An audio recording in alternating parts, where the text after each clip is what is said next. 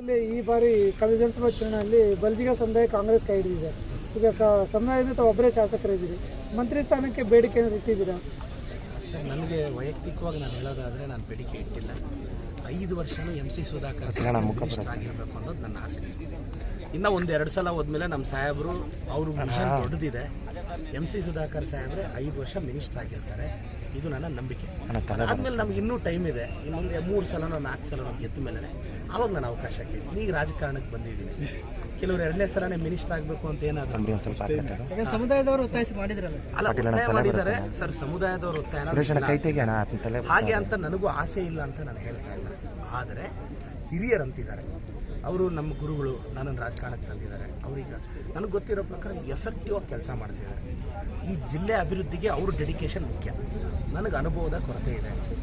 ಈ ಟರ್ಮೆ ಮಿನಿಸ್ಟ್ರಿಗೋಷ್ಟೇ ನನಗೆ ಅನುಭವದ ಕೊರತೆ ಇದೆ. ಸೊ ನನಗೆ ಇನ್ನೂ ಒಂದು 10-15 ವರ್ಷ ಹೋಗ್ಬೇಕು ಅಲ್ವಾ. ನನಗಿನ್ನ 39 ವರ್ಷ. ನೋಡೋಣ, 50 ಆದಮೇಲೆ ಆವತ್ತಾಗೋಣ. ಸರ್, ಹಲವು ಕಾರಣಗಳ ಹಿಂದೆ ನೀವು ಕೂಡ ಜೈಲಿಗೂ ಬಂದಿದ್ದೀರಿ, ಕೆಲವು ದಿನಗಳು ಅನುಭವಿಸಿದ್ರಿ. ಈಗ ಜೈಲಲ್ಲಿ ಕೆಲವೊಂದು ಅಕ್ರಮಗಳನ್ನ ಕಾಂಡ ಮಾಡ್ತಾ ಇದ್ದಾರೆ. ಬೀಡಿಗೆ 100 ರೂಪಾಯಿ ಮತ್ತು ಹಂಚಿಗೆ 800 ರೂಪಾಯಿ ರೇಟ್ ಫಿಕ್ಸ್ ಮಾಡಿ ಮಾರಾಟ ಮಾಡಿ ಇಲ್ಲಿ ಸ್ಥಳೀಯ ಜೈಲು ಹಾಗೆ ಇದ್ದರೆ ನನ್ನ ಕಡೆ ಬಯಸ್ತೀನಿ. ನಾನು ಒಂದ್ಸಲ ಜೈಲಿಗೆ ಹೋಗಿದ್ದೆ. ನಾನು ಜೈಲಲ್ಲಿ ಆಮರಣ ಅಂತ ಉಪವಾಸ ಮಾಡಿದ್ದೆ. ಮೋಸ್ಟ್ಲಿ 4 ವರ್ಷದಿಂದ ಪತ್ರಿಕೆ ಪ್ರಕಟಣೆಗಳು ನೀವೆಲ್ಲ ತೆಗೆದು ನಾನು ಜೈಲಲ್ಲಿ ನೀರು ಕುಡಿದೆ, ಊಟ ಮಾಡಿದ್ದೆ, ಸ್ಟ್ರೈಕ್ ಮಾಡಿದ್ದೆ. ನಾನು ಬೇಲಲ್ಲಿ ಆಚೆ ಬಂದೆ. ನಮ್ಮ ರವಿಯಣ್ಣವರು ಜೈಲಲ್ಲಿದ್ದರು.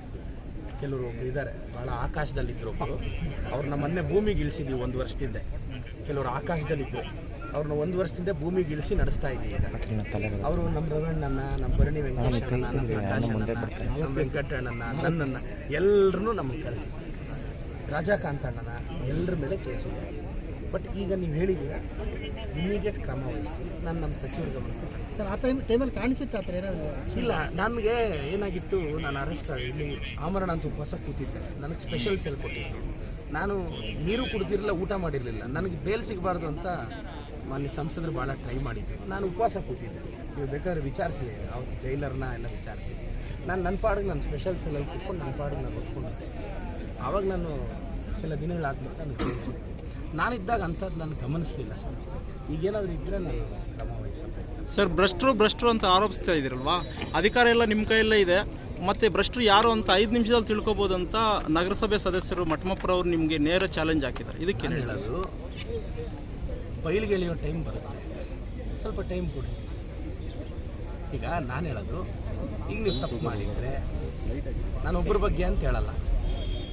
ಕ್ರ್ಯಾಶ್ ಔಟ್ ಮಾಡಿದ್ರು, ಪಕ್ಷದಲ್ಲಿ ಗೆದ್ದು ಯಾಕೆ ಮಾಡಿದ್ರು? ಕಳ್ಳೆ ಬೀಜ 1/4 kg ಕಳ್ಳೆ ಬೀಜ ಮಾಡಿದ್ರೆ crash out.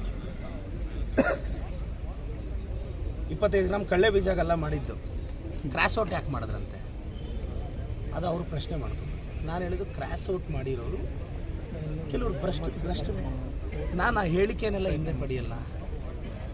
Straight politics, balancing ಎಲ್ಲ ಇಲ್ಲ ನಮಗೆ. ತಪ್ಪು ಮಾಡಿದ್ದೆ ತಪ್ಪೇ ಸರ್. ಅದನ್ನೆಲ್ಲ ಒಂದು ಫೈನ್ ಡೇ ಆಚೆ ಬರುತ್ತೆ, ತಲೆಗೆಡ್ಸ್ಕೊಬೇಡಿ ಸರ್. ಎಲ್ಲೋ ಇರ್ತಕ್ಕಂಥ ವಿಧಾನಸಭಾ 2ನೇ ತಾರೀಕು ನಿಗದಿಯಾಗಿದೆ. ನನಗೆ ಭರವಸೆ ಇದೆ, ನಾವು ಗೆದ್ದೆ ಕಾಮಗಾರಿ ಪ್ರಗತಿಯಲ್ಲಿ. ಸರ್, ಈಗ ಯಾವಾಗಲೂ ಚಿಕ್ಕಬಳ್ಳಾಪುರ ನಗರಸಭೆ ಅಧ್ಯಕ್ಷರದ್ದು ಉಪಾಧ್ಯಕ್ಷರು ಆಯ್ಕೆ ವಿಚಾರದಲ್ಲಿ ಕುದುರೆ ವ್ಯಾಪಾರ ನಡೆಯುತ್ತೆ, ಅಕ್ರಮಗಳು ನಡೆಯುತ್ತೆ, ಏನು ಹೇಳ್ತೀವಿ? ನಾನು ಈ ಬಾರಿ ಚುನಾವಣೆ ನಮಗೆ ಪಕ್ಷದ ಸಿದ್ಧಾಂತ. ನಾನು ಕುದುರೆ ವ್ಯಾಪಾರ ಯಾವುದೇ ಕಾರಣಕ್ಕೆ ಮಾಡಲ್ಲ. ನಮಗೆ ಈ ಬಾರಿ 12 ತಿಂಗಳಕ್ಕೆ ನಮಗೆ ಸ್ಥಾನ ಸಿಗದೇ ಇದ್ದರೂ ಪರವಾಗಿಲ್ಲ. ಪಕ್ಷ ಸಿದ್ಧಾಂತ ಉಳಿಬೇಕು ನಮಗೆ. ನಾವು ನೆಕ್ಸ್ಟ್ ಎಲೆಕ್ಷನ್ಗೆ ಪ್ರಿಪೇರ್ ಆಗ್ತೀವಿ 12 ತಿಂಗಳಾದ. ಈ ಸಲ ಪಕ್ಷ ನಿಷ್ಠೆಯಿಂದ ವೋಟ್ ಹಾಕ್ತಾರೆ, ನನಗೆ ಭರವಸೆ ಇದೆ, ನಾವು ಗೆಲ್ತೀವಿ. ಸರಿ, ಕಾಂಗ್ರೆಸ್ಸಲ್ಲಿ ಒಂದು 3-4 ಜನ ಆಕಾಂಕ್ಷಿಗಳಿದ್ದಾರೆ. ಅಷ್ಟು ಜನ ಕೇಳಿದ್ದಾರೆ. ಫೈನಲಿ ನಮ್ಮ ಉಸ್ತುವಾರಿ ಸಚಿವರು, ನಮ್ಮ ಪಕ್ಷದ ಹೈಕಮಾಂಡ್ ಯಾರನ್ನ ಆಯ್ಕೆ ಮಾಡುತ್ತೋ. ಯಾಕೆಂದರೆ ನಾನು